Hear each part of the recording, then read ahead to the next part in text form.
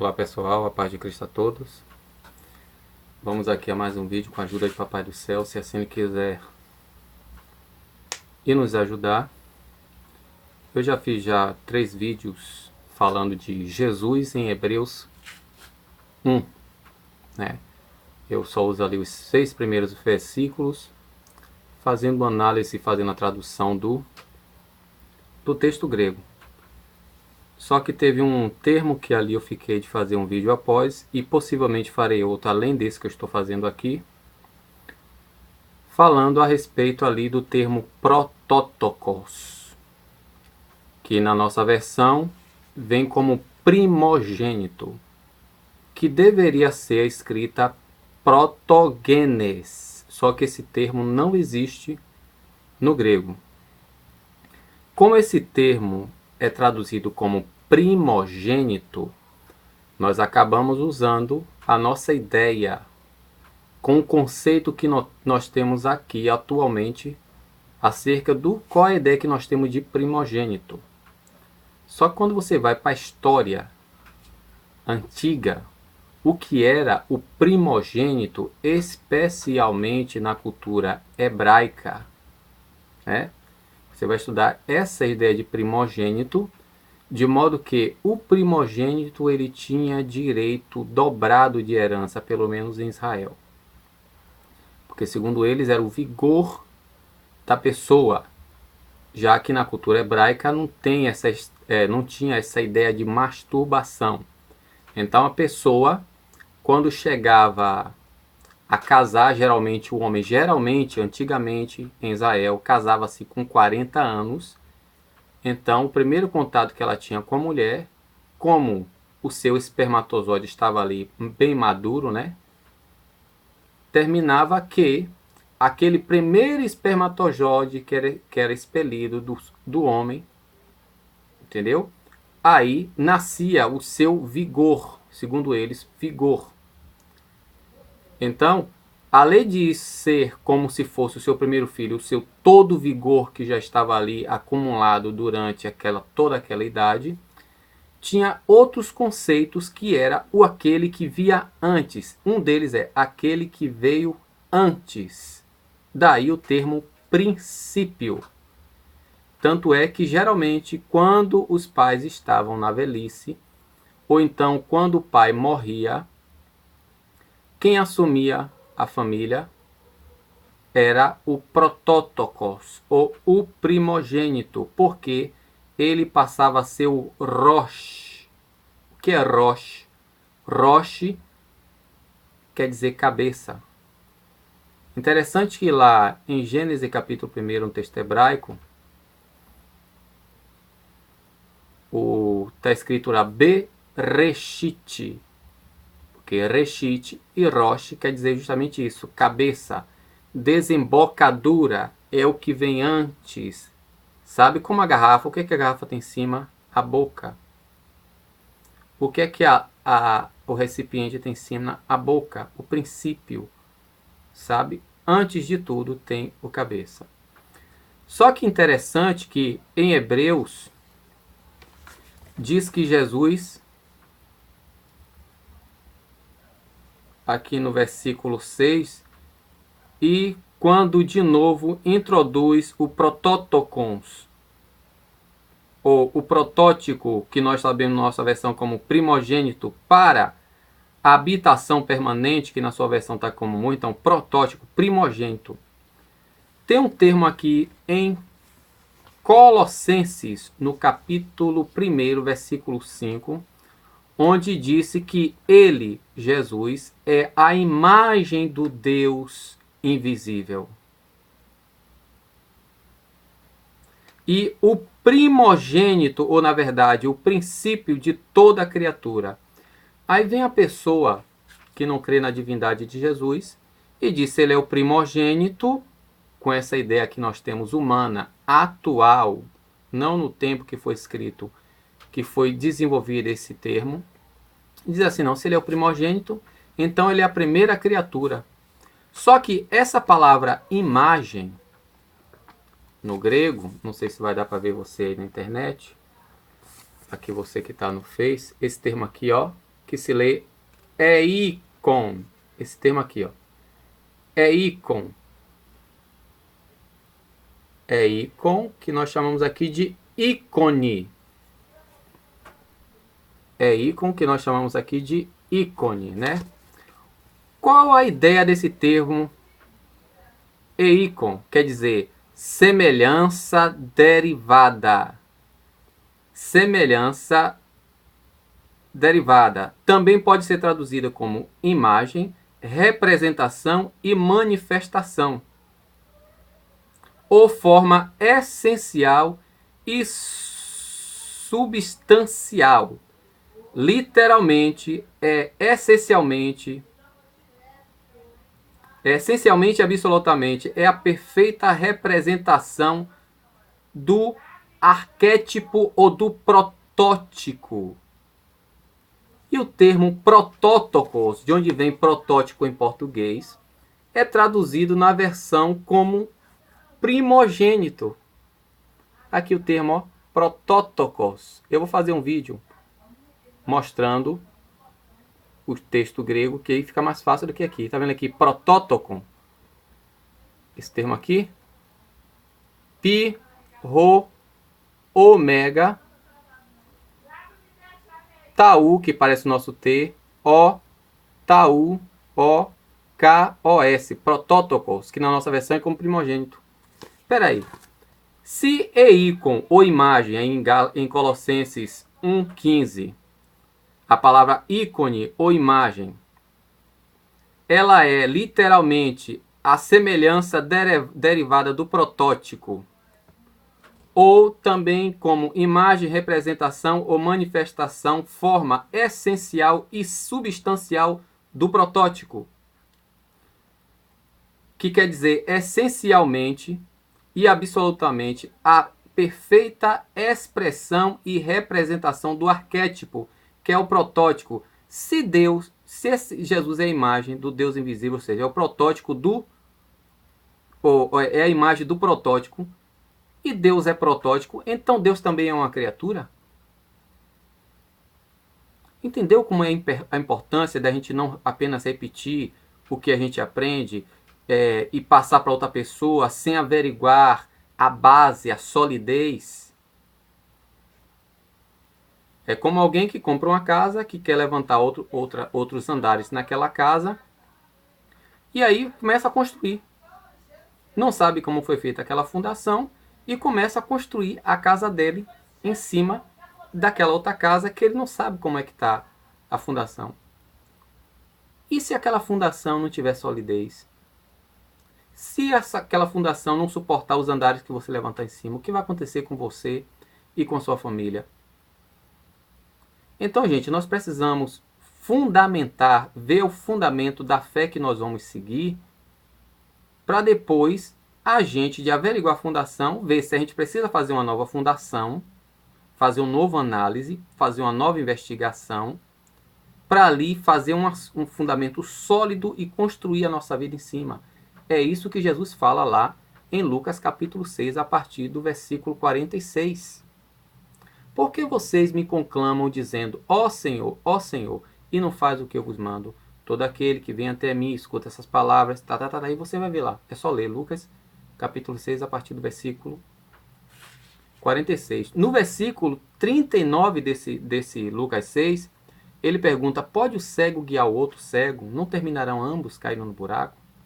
Então, esse termo que é traduzido na nossa versão, versado, como primogênito, que no grego seria, se existisse no grego, é protogenes, mas aqui é protótokos, de onde vem protótipo. Se Jesus é a imagem de um protótipo, ou seja, a imagem do Deus invisível, então Deus é o quê? Se Deus é protótokos também, ele é a primeira criatura criada? Como alegam que Jesus é a primeira criatura criada? Eu até lanço um desafio, você que porventura é testemunho de Jeová que está assistindo esse vídeo, estude muito bem, pegue o Evangelho segundo João, leia todo o Evangelho, preste atenção no capítulo 1, olha o que João fala ali no capítulo 1. Não só João que escreveu o Evangelho, como João o Batista. Prestem bem atenção no que Nicodemos fala no capítulo 3. Preste bem atenção no que a samaritana fala no capítulo 4. Preste atenção no que Jesus fala e no motivo pelo qual querem matar ele no capítulo 5, quando ele cura aquele paralítico lá no tanque de Betesda. Preste bem atenção no que ele fala no capítulo 6, aquelas pessoas que foram atrás dele atrás de pão. Foi tão duro o discurso que 70 dos discípulos deles retornaram, só ficaram os 12. Veja o que é que ele fala, o que os irmãos dele falam acerca dele e o que falam dele lá no capítulo 7. Olha a discussão de Jesus com os judeus que cream nele no capítulo 8. Olha o que ele falou e o que ele teve como resposta. E ali no capítulo 8, Jesus declara que ele não era descendente de Abraão. Abraão, vosso pai, se alegrou ao ver o meu dia. João capítulo 8, a partir do versículo 55. Tem que ler, gente, de carreirinha, capítulo por capítulo, versículo por versículo. Não é ficar pegando versículos isolados, não. Que versículo isolado eu posso forjar qualquer doutrina. Entendeu? Olha o que o cego de nascença, olha o que diz ali, nunca, o próprio cego de nascença diz, nunca desde que esse há mundo se ouviu falar de alguém que abriu a vista de um cego. Essa crença em um Cristo mitológico, ou então denominacional, porque está na Bíblia, não é somente isso não, você tem que ter o testemunho. A fé é uma coisa irracional, nada disso. Está escrito, Romanos, capítulo 1, versículo 1, o final diz o quê? Na sua versão está, o vosso culto racional. Este é o vosso culto racional. Mas no texto grego quer dizer lá, ó, a lógica é o vosso serviço. A lógica é o vosso culto. Logiken ten latreian. A lógica, o que é lógica? Você tem que ter fundamento, saber o que você está fazendo, para não acontecer o que aconteceu com Ananias em Atos 5, para não acontecer o que aconteceu com Abiú e Nadab em Levíticos capítulos 10. Olha o que Deus falou no capítulo 1 até o capítulo 7, quando chega no capítulo 10, os 2 filhos mais velhos de Arão morrem. Então você pega João, lê o capítulo 9, capítulo 10, depois você para, olha o que acontece no capítulo 11. E desse capítulo 11, o desenvolver de tudo que vai no capítulo 12 e capítulo 13. Olha o que acontece a partir do capítulo, o que Jesus fala do capítulo 14 até o capítulo 17. A condenação de Jesus lá no capítulo 18 e 19, quando ele confessa ao sumo sacerdote que é filho. Gente, você sabe o que é para o povo hebreu dizer que a pessoa é filho de algo? João capítulo 5, versículo 16 em diante. Meu pai trabalha dia de hoje, eu também trabalho. O que é que diz o texto? Ainda mais queriam matar a Jesus, porque não só violava o sábado, mas como dizia que Deus era seu pai, igualando-se a Deus. Isso quer dizer que ele tem a mesma essência e substância, ele tem um DNA. O que é filho para você? Vocês terem uma ideia, a palavra filho em hebraico é ben, filha é bait. De onde vem ben e bait? Vem de baná. Baná quer dizer construir, edificar. Como é que um ser humano, ou que qualquer bicho de qualquer espécie, é fabricado no ventre da mãe desse qualquer coisa da espécie? É uma célula que se desenvolve em várias, que se torna um negocinho assim, que daqui a pouco se divide em 3 partes e vai cada uma formando a parte principal, né? Que agora eu não lembro direito. Uma parte que vai formar ali o cérebro e aquela parte aqui principal que é não é a coluna não, que eu esqueci agora. A medula. Aí a parte que vem o coração e a circulação, e a outra parte que agora, se eu não me engano, que é o estômago e as coisas. Uma única célula vai gerando cada uma delas, e cada uma dessas células já é pré-programada para desenvolver cada uma de uma única célula. E antes de ser uma célula, que era um esperma, uma semente. Jesus declarasse que é filho de Deus, ele estava dizendo que ele era uma construção divina, que ele era o esperma de Deus. No hebraico, a palavra esperma é zera. No latim é shem, é sêmen, sêmen no latim. E no grego, esperma, que a gente chama aqui de caroço, semente, de acordo com a espécie. Aqui no capítulo 10 do Evangelho segundo João, novamente querem pegar em pedra. Aqui, o versículo 30 diz assim: eu e o Pai somos um. Os judeus pegaram então outra vez em pedras para o apedrejar. João 10:32 agora. Respondeu Jesus: tenho-vos mostrado muitas obras boas procedentes de meu Pai. Por qual destas obras me apedrejais? Os judeus responderam dizendo: não te apedrejamos por alguma obra boa, mas pela blasfêmia, porque sendo tu homem, te fazes Deus a ti mesmo. Por isso que em Hebreus, capítulo 1, versículo 3, diz aqui que Jesus é o que? A radiância da glória e imagem da essência de Deus. Se traduzir ao pé da letra, esse termo que é o que? A radiância, o esplendor da glória. O que é radiância? Aqui é um trocadilho. O escritor fala uma coisa aqui, radiância da glória, e depois repete a mesma coisa usando outros termos diferentes que quer dizer a mesma coisa. Vamos aqui o termo radiância, já falei aqui do protótipo, talvez eu volte a falar de novo, que é a palavra primogênito, literalmente no grego é um protótipo, e Jesus é a imagem de um protótipo. Que na sua versão está a imagem do Deus invisível. Então quer dizer que Deus é um protótipo, é um primogênito? O que significa protótipo? Protótipo é aquilo que vem antes de tudo. Ele não é o começo, ele é o princípio. Ou na verdade, perdoe o termo, ele não é o primeiro no sentido gerado. Ele é o princípio de tudo. Olha o que diz o escritor aos Hebreus. Daqui a pouco eu volto para o assunto que eu falei. Olha o que diz o escritor aos Hebreus. Vou ler aqui no texto grego. O que está sendo a radiância da glória?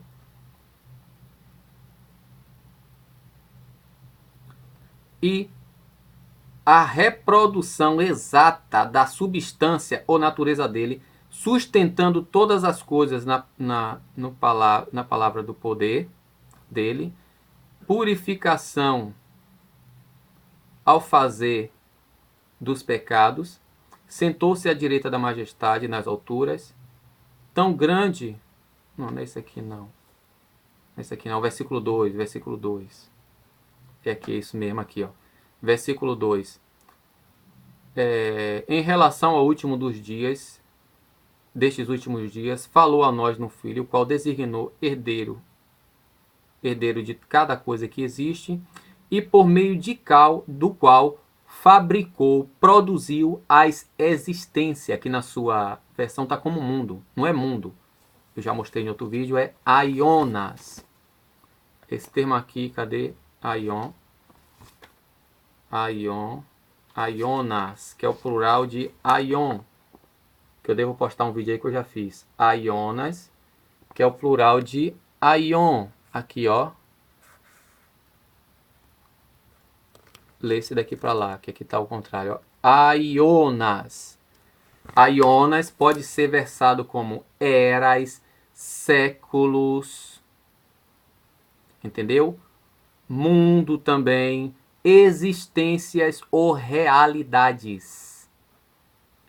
Hoje a física quântica explica coisa que a ciência de Newton não explica. A ciência de Newton está muito aquém do que a física quântica. Então foi por meio deste que Deus falou a nós, que é o Filho dele, Jesus, que ele fabricou as existências. dele derivou. Enquanto nós não compreendemos quem é Jesus, a gente vai ficar nesse debate religioso, dogmático, denominacional. Jesus é o Dabar Elohim, é o Logos Theou, é a manifestação da vontade divina por meio daquilo que nós chamamos de fala. Tanto é que aqui no texto aos Hebreus, que eu fiz aí 3 vídeos aí, tá no meu canal, que eu devo deixar aí embaixo aí um desses vídeos, diz assim, ó o que diz o escritor aos Hebreus. Repetidas vezes e de muitos modos, antigamente, Deus falou aos antepassados, nos profetas. Antigamente, Deus falou em vários períodos do tempo, de forma fragmentada. Deus deu a sua revelação. Ele diz assim, falou. O que é falar? O verbo usado aqui, que é laléu, que você não tem ideia na sua versão, né? Poderia ser eipon, eronte, poderia ser legem ou lego. Aqui foi usado o que? Laléu.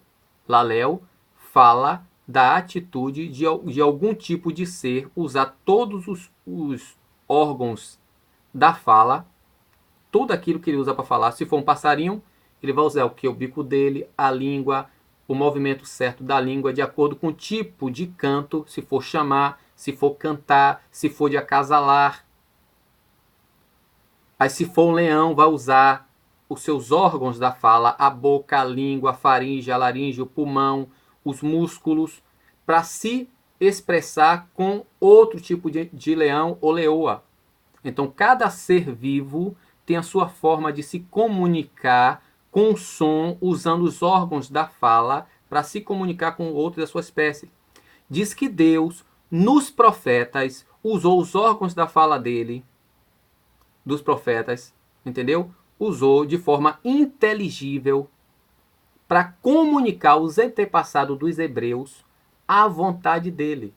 Mas isso foi o quê? Usando vários homens, várias pessoas, no decorrer do tempo, em vários pontos do tempo.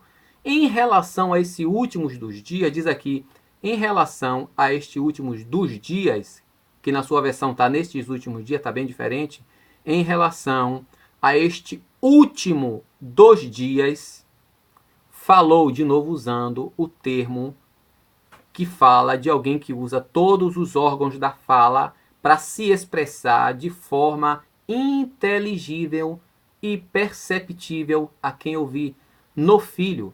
Então Jesus, ele fala aqui que Jesus é plena revelação de Deus, da vontade dele. Então esse negócio de revelações que vieram de lá, de denominações, catolicismo, luteranismo, adventismo, testemunho de jeovaísmo, e todo outro, não tem nada a ver. E isso está enquadrado, caracterizado em João capítulo 15, a partir do versículo 13. São cego guiando cego, que leva o outro cego a cair no buraco. São plantas que o Pai Celeste não plantou. A única planta que o Pai Celeste plantou só tem um nome, Jesus Cristo de Nazaré. Ele é o caminho, que quer dizer modelo, modo de procedimento que a gente deve copiar. Ele que é a verdade, que é a autenticidade, porque ele é a expressa imagem de Deus. Colossenses 1,15 e Hebreus 1,3, que ele é a manifestação visível, exata do Deus invisível, não somente na pessoa dele como um homem assim que a pessoa vê, mas por causa das atitudes, do poder que ele manifestou. Então são coisas, pessoal, que eu convido vocês a se interessarem mais pelo conhecimento bíblico, para você compreender e saber passar para outras pessoas aquilo que você compreendeu, não repetir aquilo que você decorou numa denominação. Tanto é que Pedro, que teve aquele testemunho, aquela experiência lá registrada em Mateus 7, de ver Jesus sendo transfigurado, ver Elias, ver Moisés, quando ele escreve a sua segunda carta, ele diz, olha, a minha fé não tem base em história, não. Nós vimos no monte a sua majestade. No entanto, tem as palavras dos profetas que vocês fazem bem em estar recorrendo com uma luz que ilumina em lugar escuro, até que o dia amanheça, a estrela d'alva resplandeça no coração de vocês. Mas saibam disso, que nenhuma palavra da profecia é de particular interpretação. Está escrito isso, gente.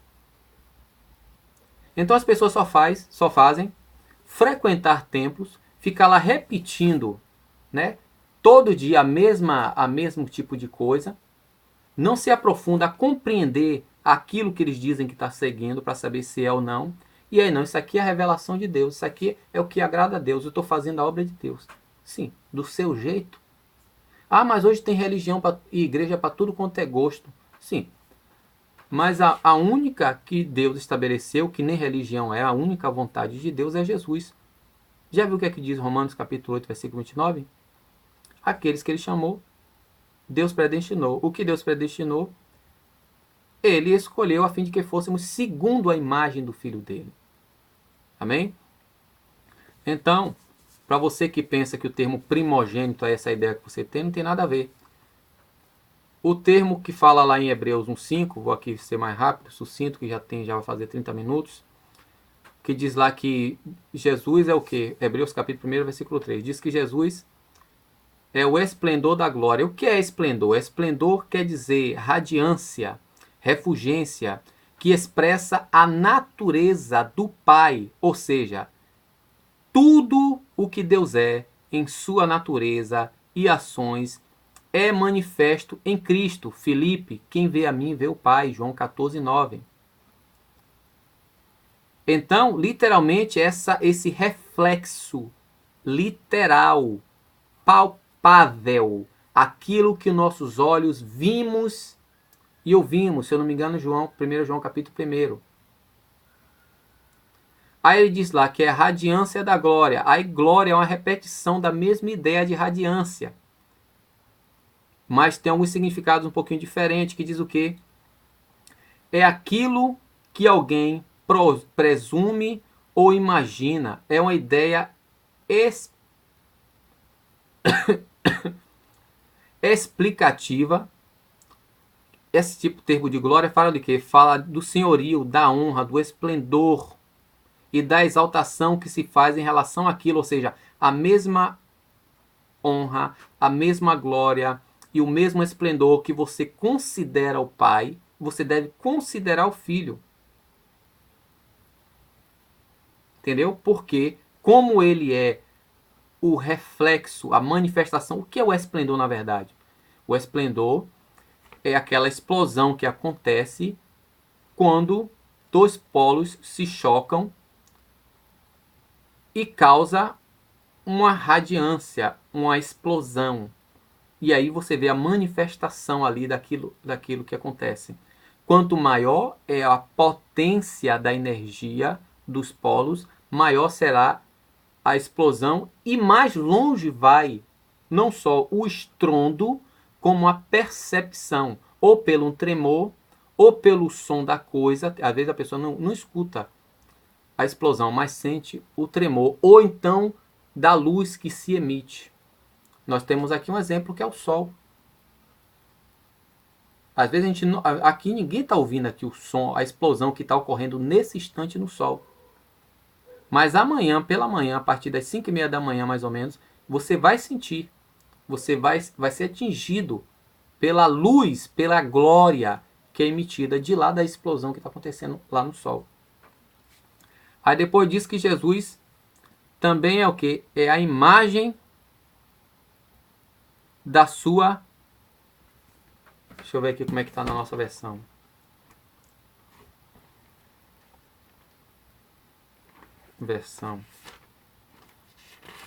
Para lhe situar mais um pouquinho. Timóteo, Tito, Hebreus. Na versão diz que Jesus é o esplendor da sua glória e a expressa imagem da sua pessoa. Expressa imagem da sua pessoa. Pessoa. Pessoa, o que é pessoa? Pessoa, presença. Só que no texto grego diz o quê? Que Jesus é a expressa imagem da sua substância. Não é meramente pessoa.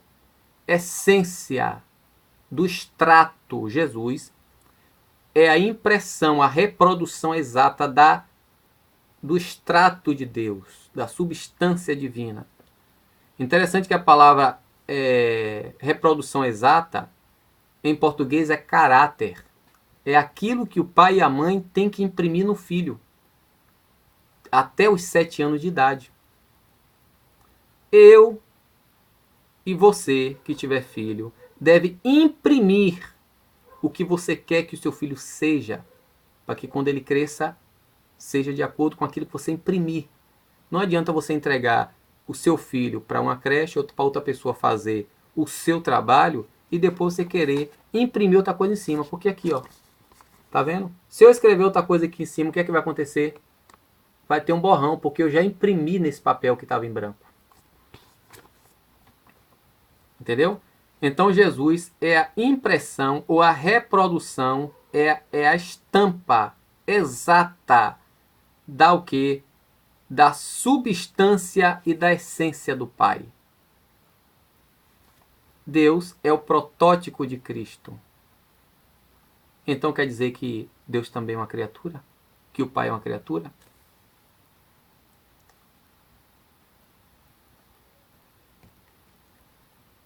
Aí o Colossenses que eu falei aqui, o termo eikon, que é ícone, como é que está aqui nessa versão, na versão em português.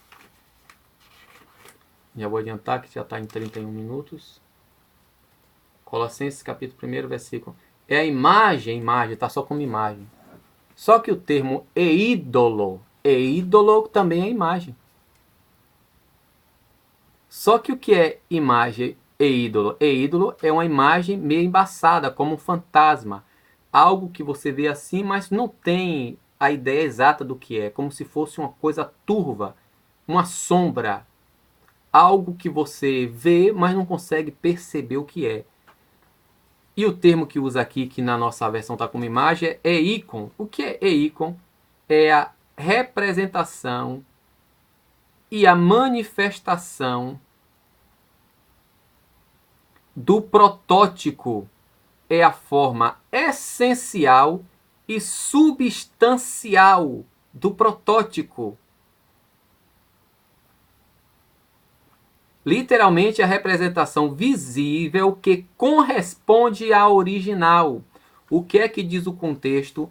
Que ele é a imagem do Deus invisível, ou seja, o Filho é a representação visível e correspondente do Pai. Porque ele é a forma essencial e substancial. É a manifestação física e temporal da glória e a reprodução exata da substância de Deus. O que é caráter? Caráter é impressão. O que é impressão? Impressão é a materialização de algo que você fez no computador e agora bota a impressora para imprimir. Você imprime onde? Em um papel em branco ou em um assim já riscado? Porque se você for imprimir em papel branco, vai ter a reprodução exata de uma coisa misturada com outra, aí vai ter um borrão. Então, nós temos que estudar, gente, não é a versão da religião que a gente faz parte, não, porque essa daqui é melhor que a da minha religião, porque é que prega a verdade, não. Você tem que descobrir qual foi a ideia que o escritor passou. Então, Colossenses 2, quando diz que é a imagem do Deus invisível, não é um ídolo, não. É a imagem, representação e manifestação ou derivação do protótipo, que é a forma essencial e substancial.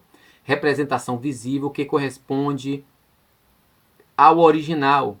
É a essência e absoluta, perfeita expressão e representação do arquétipo ou do protótipo, que no grego é protótokon, que em português é versado como primogênito, que na sua cabeça não tem nada a ver com a ideia.